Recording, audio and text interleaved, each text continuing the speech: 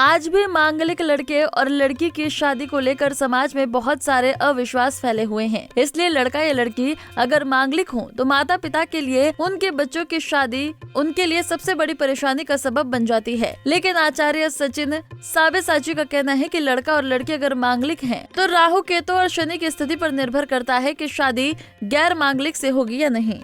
लड़का अगर मांगलिक है तो उसकी शादी उस गैर मांगलिक लड़की से हो सकती है जिसके राहु केतु और शनि दूसरे, चौथे और 7वें या 8वें या 12वें भाव में बैठे हों। लेकिन अगर राहु केतु और शनि इन भावों में नहीं है तो उसकी शादी मांगलिक से नहीं हो सकती। यूँ तो ऐसे जातक का उपाय तो कुछ नहीं है, लेकिन कुछ लोग कहते हैं कि 28 साल के बाद मंगल का प्रभाव खत्म हो जाता है, लेकिन मेरे गुरु कहते हैं कि ये ताउम्र रहता है।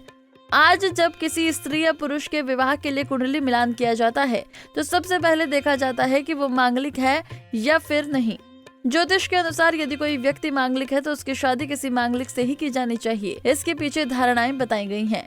ज्योतिष के अनुसार मांगलिक लोगों पर मंगल ग्रह का विशेष प्रभाव होता है। यदि मांगलिक शुभ हो तो वो मांगलिक लोगों को मालामाल बना देता है।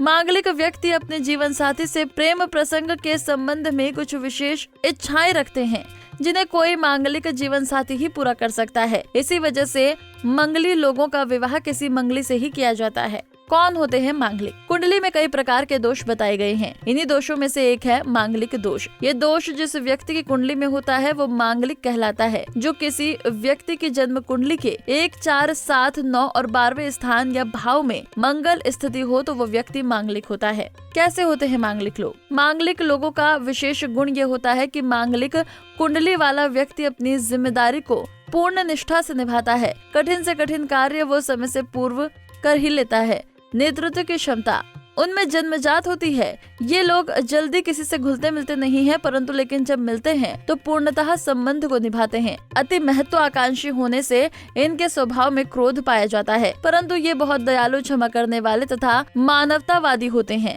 गलत के आगे झुकना इनको पसंद नहीं होता और खुद भी गलती नहीं करते। ये लोग उच्च पद, व्यवसाय, अभिभावक, तांत्रिक, राजनीतिज्ञ, डॉक्टर, इंजीनियर सभी क्षेत्रों में विशेष योग्यता प्राप्त करते हैं। क्यों नहीं मिलने चाहिए 36 गुण?